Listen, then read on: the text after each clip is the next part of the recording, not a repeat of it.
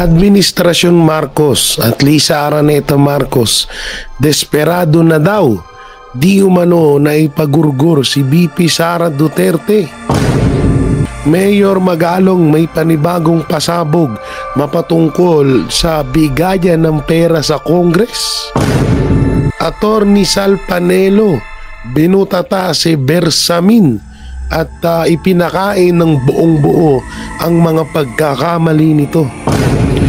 So yung mga banateros, mga kabiyaya, isang mabiyayang araw po sa ating lahat at welcome back to my YouTube channel, Jay Guevara TV nga po pala, isa sa mga banateros brothers. At ngayon ang dami nating malulupit na pag-uusapan ngayong araw na to, na kung saan ito ang may napanood tayong isang video na kung saan desperado ng gurgurin nila si BP Sara Duterte. Grabe naman yun. Ang lupit nyo naman. Ano yun? Parang kandila, isang ihip mo, patay agad. Grabe, no?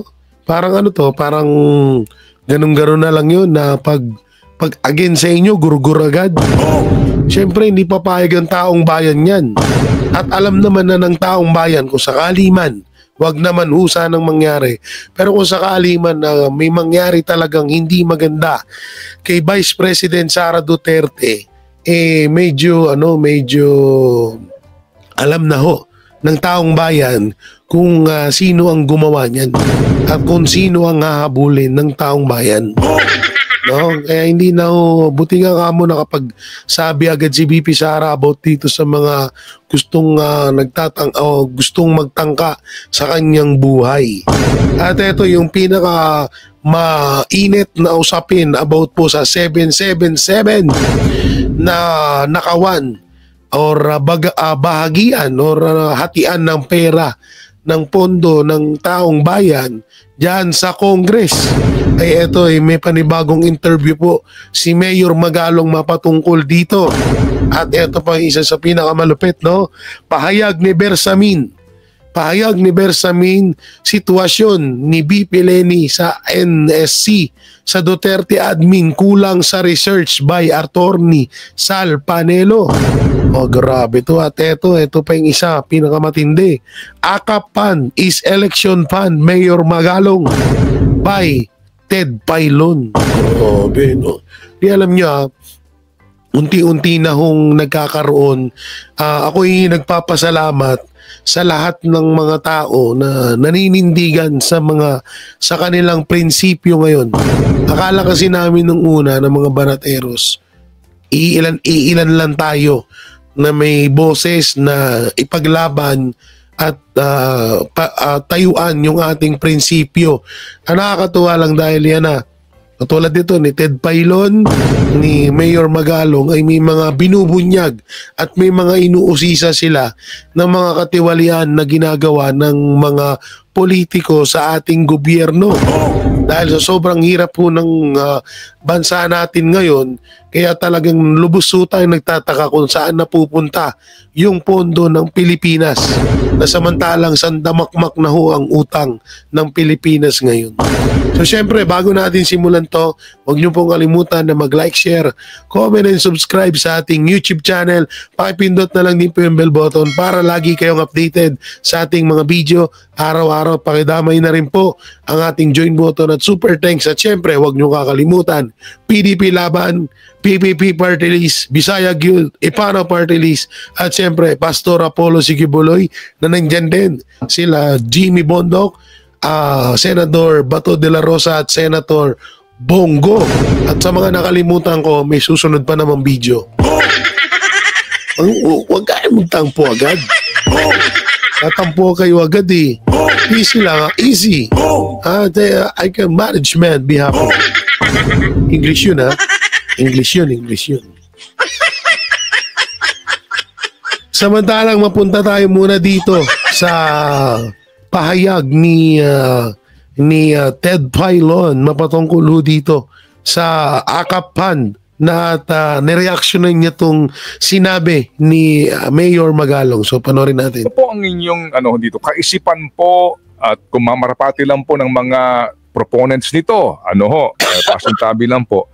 Ano po ang inyong kaisipan po at suhestyon po dito sa pagpapatupad ng akap na ito at ang kanya pong kahalagahan, no? Sa gitna po ng ilang pa mga programa ng gobyerno para po sa pagtulong pinansyal sa mga nangangailangan? Sabi po, Sir Ted, diretsuhan na lang po. Sa tingin ko, ito pong akap fund na ito, talagang election fund na po ito. Nakakalungkot isipin na, isipin nyo, sa ngayon, ang ipinapamigay pa lang nito mga nakatangay, ito may mga pondong akap at AIX. Sa ngayon, yan pa lang ang pinapamigay nila, hindi pa nila na papamigay yung kanilang mga dinakaw sa gobyerno. So, yan pa lang binibigay nila, pera pa lang ng gobyerno, pinalabas na nilang kanila. So, talagang napakalaki ho ng kanilang election money. Kaya nakakalungkot.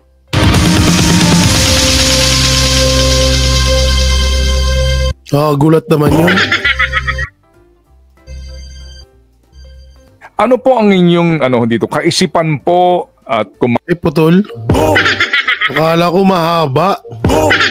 Na prankster ako dun na prankster ako dun So ito, ano ba to?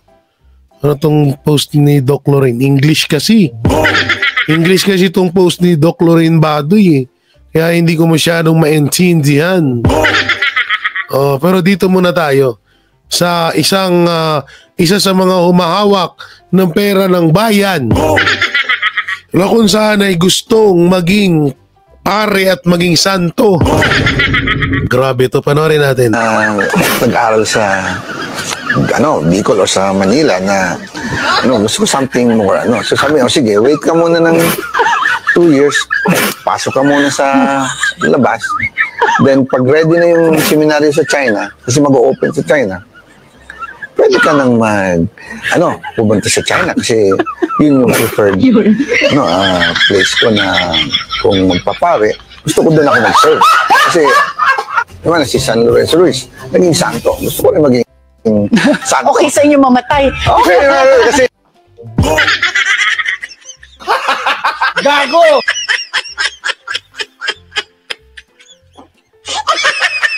Ang dami niyong gustong gawin sa buhay niyo. Hindi lang kayo magnanakaw, gusto niyo pang maging santo.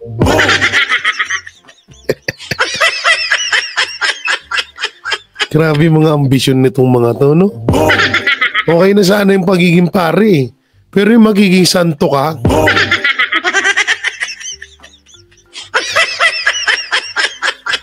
ewan ko lang kung napanood na to ni Banat Bay. Siguro kung mapapanood to ni Banat Bay, tawa ng tawa siguro yun, no? Gusto mong maging santo? Hindi mo mga maayos sa sarili mo? Gusto mong maging santo? Kupal ka ba? Gago! Tangan to, mga buwisit ang puto. Punta mo tayo dito sa payag ni Attorney Sal Panelo. Panorin. Sisihin niya yung stock na. Kasi dapat yun. Dali-dali namang i-research yun. I-google mo lang yun tungkol dun sa pag-attend sa NSC o tungkol sa pagkatanggal. Makikita mo ron yung kung ano talaga nangyari. He is grossly misinformed. Dapat to, yung mga tao nyo, stop, nag-research muna kayo.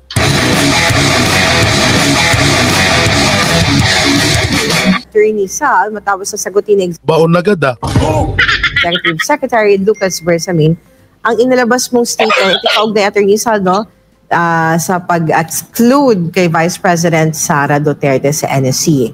Ito yung naging statement ni Executive Secretary Bersamin, and I quote, "Dalawang bagay meron ako nabasa na something that reminded me that Panelo, during his time as a presidential advisor, was also advocated the exclusion of then Vice President Leni Robredo. No, so he has no moral authority to question the decision of the president. But the second thing that I would like to emphasize here is this. Look at it this way. The National Security Council is an advisory body, and this is an advisory body in relation to the president as the commander-in-chief. So the president has the right as well as the responsibility of seeing to it that whoever advisors his fullest trust and confidence. Now, I'm not saying that the vice president does not anymore deserve to be trusted, but I'm just saying that with the recent developments, it is not going to be good advice or good action on the part of the president to still have her on board. Now, anyway, the president has the absolute power, the power of absolute reorganization, meaning he can choose the people he listens to or he would listen to. So if the National Security Council is supposed to be including members who are trusted by the president, then let it be understood in that line. Wala kaming personalan, but my statement before was the vice president has ceased to be relevant as far as the responsibilities of that membership in the National Security Council is concerned. Ano ang sagot mo sa pahayag na yan ng iyong kaibigan ni si E.S. Bersamin? Magtropa pala to? Magtropa tong si Atty. Sal Panelo tsaka si Bersamin. Magandang laban to, ha? Actually, sinagot na natin yan. But kahapon kasi nakantsawan siya kasi si Jade nagtatanong tungkol sa tahimik ang Malacanang doon sa aking statement. At sinasabi nga ng mga ibang news anchors, hindi pinatulan ng Malacanang. Nag-dead ba ang Malacanang? Eh, sabi ko, mayroon kasi pagtanggol lang isang indefensible position. Aba, kaya siya nagbigay ng ng response. Kaya lang, mawalang galang na kay E.S. Bersamin. He is grossly misinformed. Dapat to, yung mga tao niyo, stop, nag-research muna kayo. Because I have never advocated for the exclusion of former VP Robredo in the National Security Council nor in the cabinet. Katunayan, gaya ng statement ko, yan si VP Robredo, inanyayahan at dumalo sa National Security Council na ginanap noong July of 2016 kasama ang 4 na presidente. Kaya hindi totoo na nag-a-advocate ako. Pangalawa, ang isang miyembro ng kabinete cannot be advocating the exclusion of another member of the cabinet or for that matter, the vice president. Ang ginawa ko lang noong siya ay hindi na inanyayahan na umattend ng cabinet. Sa cabinet meeting to, sa National Security Council, maling-mali siya doon. Misinformed siya. Walang advocacy gano'n. Yung hindi inimbitahan siya sa pag-attend ng cabinet, that was because, ang basa ko doon at yun ang paliwanag ko, she was being saved from embarrassment sa loob ng kabinete. Kasi unlike Inday Sara Duterte, nag-criticize siya after resigning her cabinet position. Kasi talagang malaswa. Hindi magandang tingnan. Miyembro ka ng kabinete, tapos babanatan mo paglabas mo sa sa Malacanang. Ayun ang ginagawa ni VP Robredo noon, binibira niya. At sa tingin ko, si Presidente Duterte kasi noon, mabait sa mga babayan, mga galangin. Ayaw niyang mapaya. Kasi every time na babanat siya, syempre, kakaroon ng cabinet meeting. Mabuti, napipigilan namin ng mga sarili namin na kantsawan siya, upunayin siya, i-confront siya. Pero hindi siguro, hindi tatagal yun. Maaaring mangyari na talagang, siyempre, dahil ginagawa mo yun, most likely. Ang nakakapagtaka rito kay Bersamin, at hindi lang kay Bersamin kundi kahit kay Pangulong Bongbong Marcos. Parang minsan may mga mali-mali silang impormasyon na nasasagap. Kaya tuloy nasasabihan sila na, "Uy, mag-research muna kayo. Mag-aral muna kayo, pag-aralan nyo muna yung baka parang mali ata sinasabi nyo." Pang ilang beses na to Etong kay Bersamin, pang ilang beses na to. Diba? Na parang lumalabas yung tipong kumuda ka lang pero wala ka namang hindi mo naman alam yung mga pinagsasabi mo. Yun yung masaklap dito. Tsaka ang masaklap pa dito kilala naman natin kung anong posisyon ni Bersamin sa gobyerno. At ang masaklap pa dito, syempre, bago ka sana magsalita ng ganun, talagang dapat alam mo Tuloy, hindi natin masisisi si Attorney Sal Panelo na, uy, mag-research ka muna. Teka lang, kasi parang layo na nung sinasabi mo eh. Teka lang, ba't parang iba na ata? Ba't parang ang usapan nasa Earth pero nasa Mars ka na? Gago! Diba? Yun yung pinupunto rito ni Attorney Sal Panelo at hindi lang nga si Bersamin ang gumagawa nito, kundi ang mismong Pangulong Bongbong Marcos. Bakit lang? Bakit? Tingnan mo yung ginawa sa kay OJC. Ikaw ba naman sabi mo yung mga pulis doon hindi armado. Walang baril. Walang nanirgas. Ano yun? Nung kasagsagan ng KOJC, yung paglusob ni Tory doon, tulog ka ba? Hindi ka ba nag-research? Hindi ka ba sinabihan ng mga sekretary mo na, uy, maliho yung impormasyon na nasagap nyo?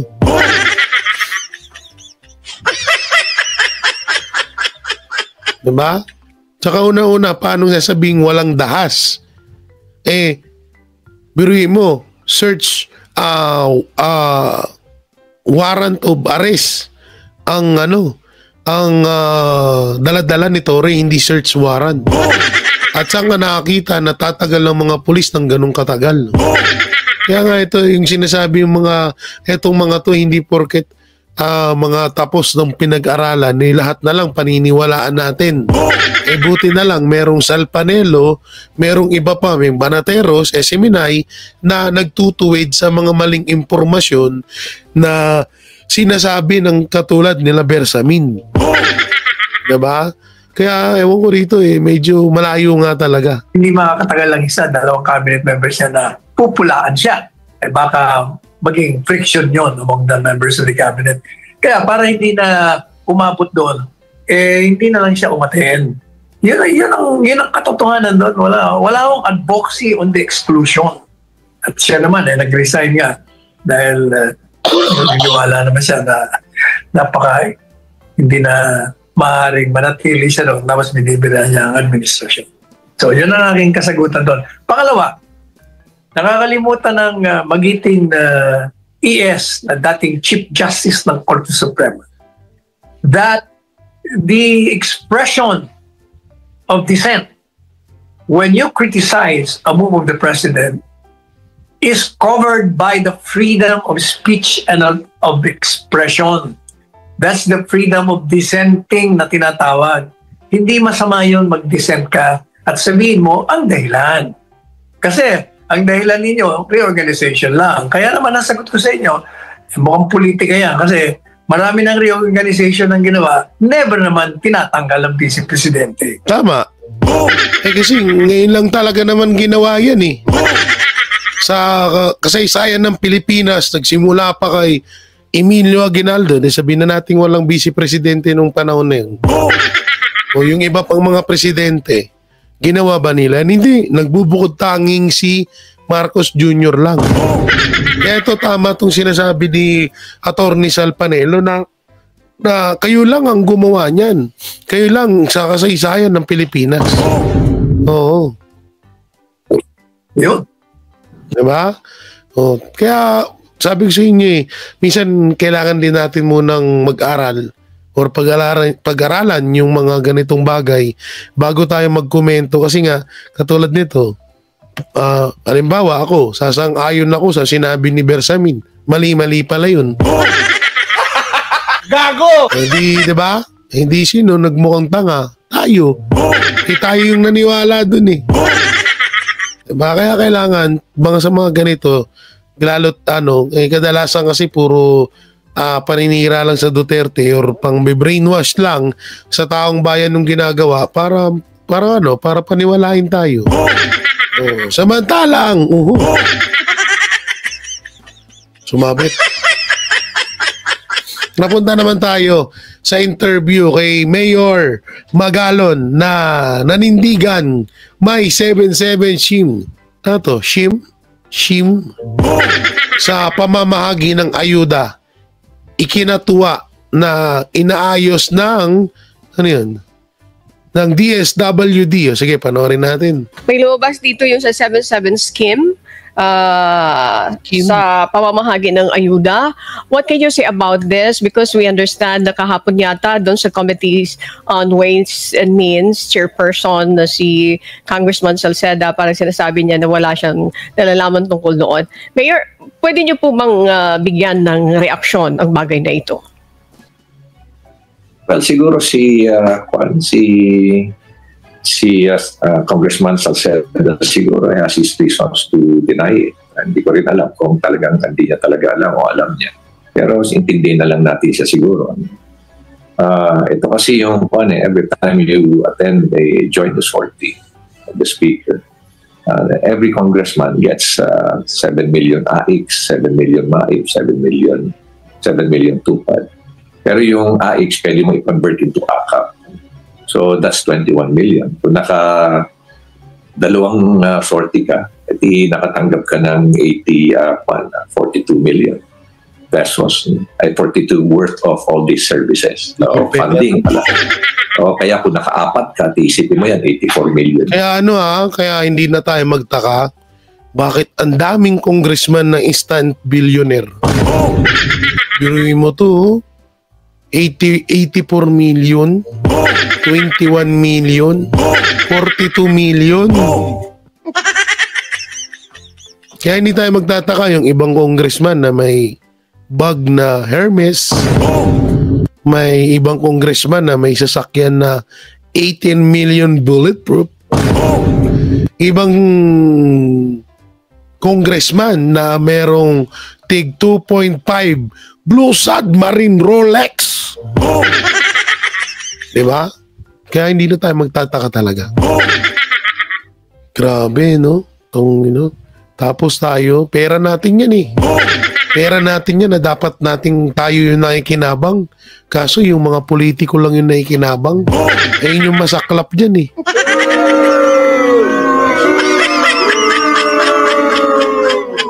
Kawawa. Kawawa tayo dito.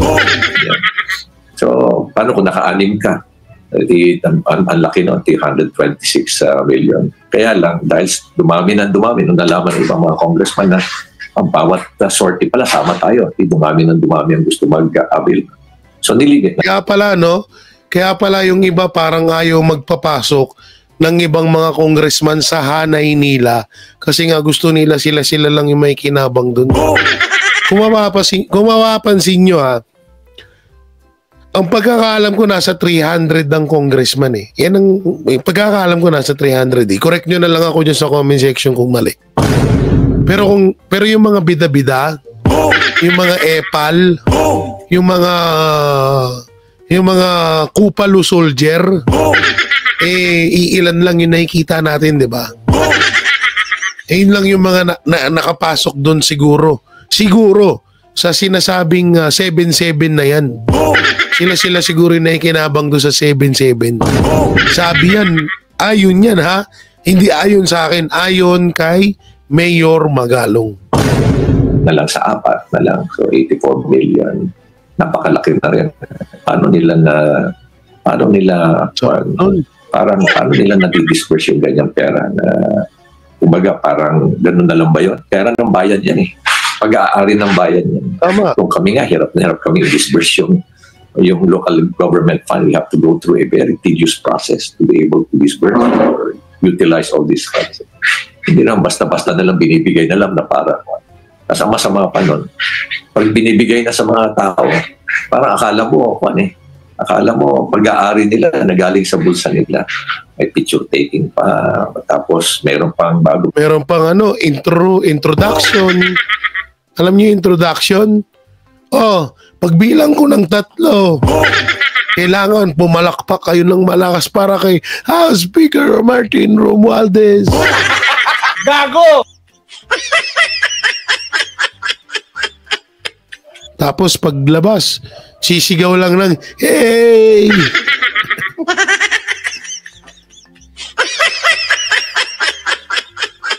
Hindi, tama naman sinasabi ni Mayor Magalong eh.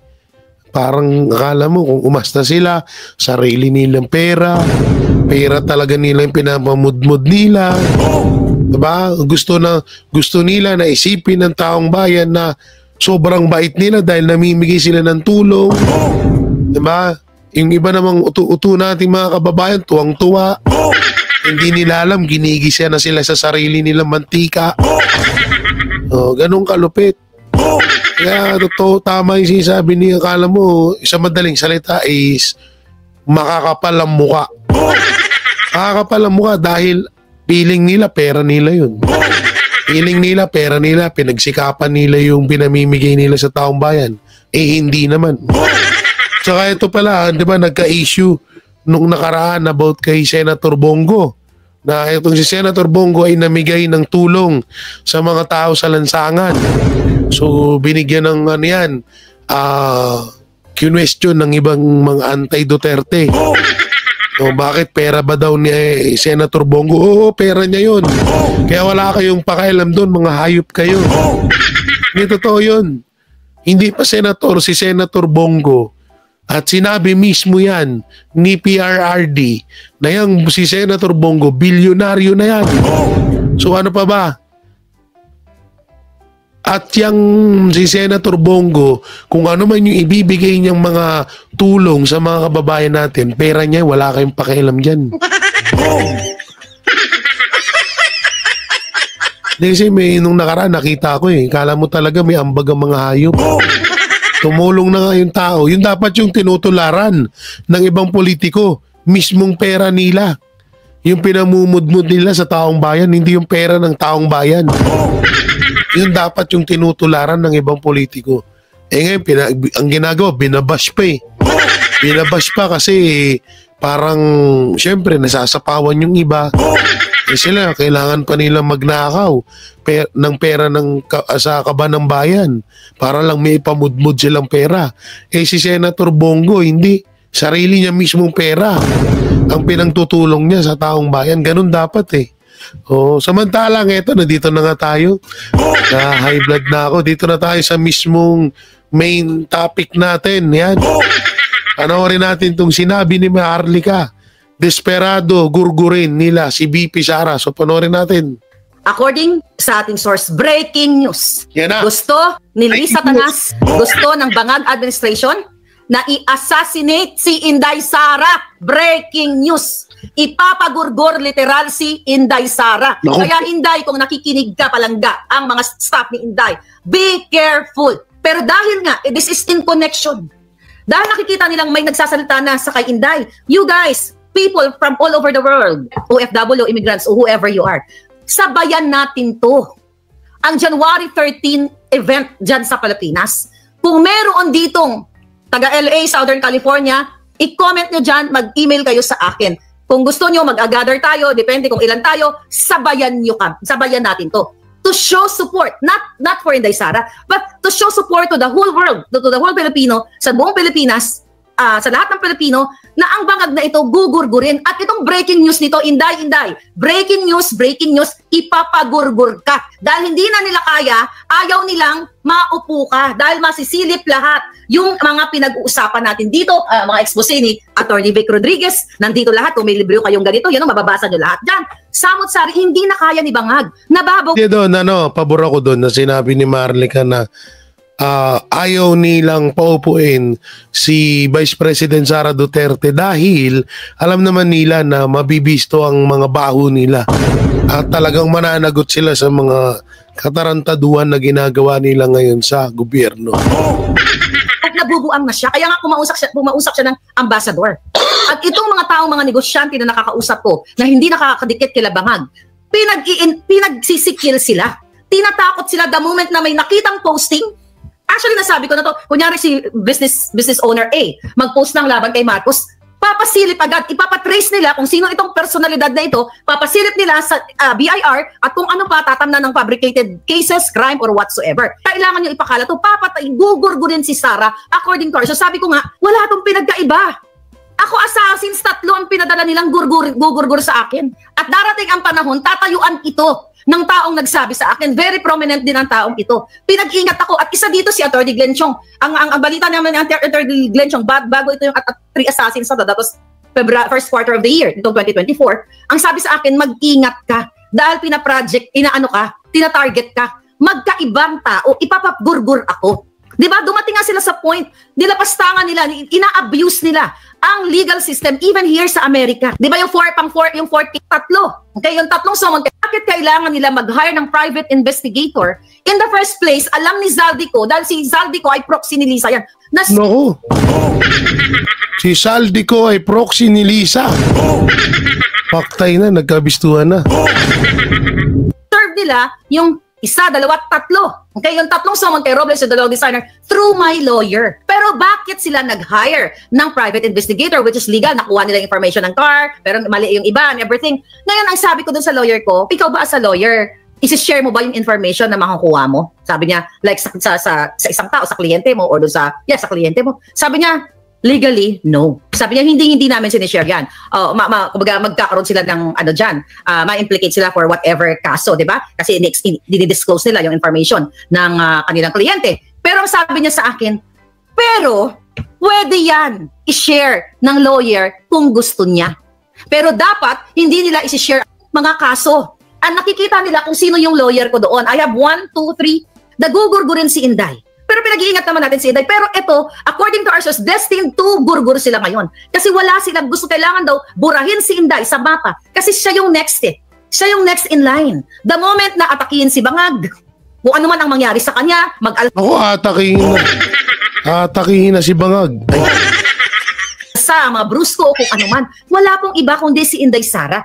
Unless kung mayroong twist of fate or whatever. Pero ngayon, Office of the Vice... No, siguro naman, hindi naman siguro hahayaan ng Panginoon Diyos na ganun ang mangyari kay BP Sara Duterte.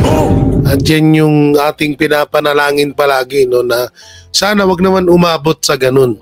Pero nakakatakot din kasi itong mga ganitong balita dahil alam naman natin kung anong kayang gawin ng mga Marcos. No? Alam naman natin kasi may history na at may mga nangyari na noon na patayan at Marcos ang itinuturo. So sana wag naman din pa rin sana mangyari yung ganun.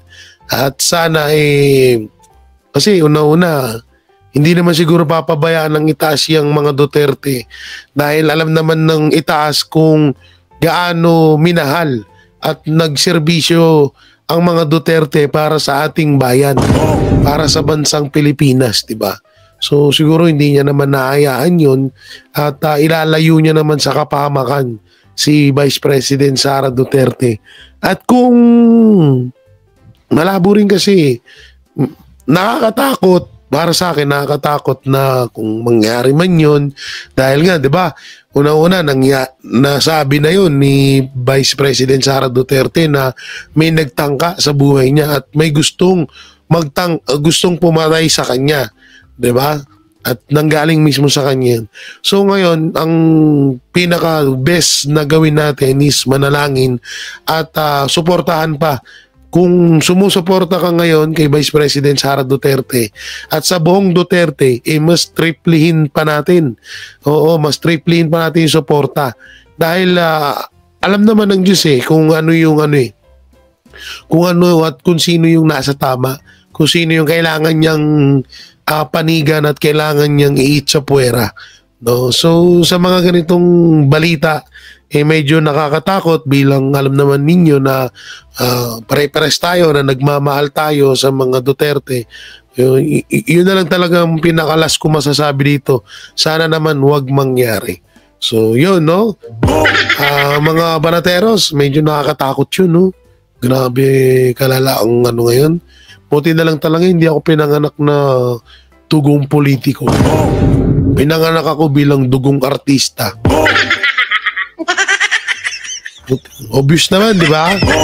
Nagre-reklamo ka pa Tatanggi ka pa, nanonood ka na nga lang Sumang-ayon ka na. So, hindi, talaga totoo yan. Pag nasa mundo ka ng politics, magulo talaga yan. Ako nga pinapatakbo akong kapitan dito, ayoko. Sabi ko, ayoko kayo na. Sarap ng buhay ko, papasok ako sa SMNI, sarap ng mga buffet doon. Nagbablog ako pag uwi, matutulog, kakain. gagala, tapos kakapitan ako, para bigyan ng sakit ng ulo yung utak ko. Sarap ng buhay ko eh. So yung mga Banateros, mga kabiyayan, nung may kukomento nyo sa mga na-reactionan natin video, papayag ho ba kayo na gawin ito kay VP Sara Duterte? Comment nyo lang po dyan sa baba. At syempre, don't forget to like, share, comment, and subscribe sa ating YouTube channel. Pakipindot na lang din po yung bell button para lagi kayong updated sa ating mga video araw-araw. So maraming salamat. Ingat po kayo palagi. God bless and peace. And bye-bye. Banateros, walang inuurungan. Pag tama palakpakan, pag mali ay babanatan. Yan ang Banateros, boses ng ordinaryong Pilipino. Banateros ay walang makakaawan. Walang inuurungan, Banateros ay tinutulungan.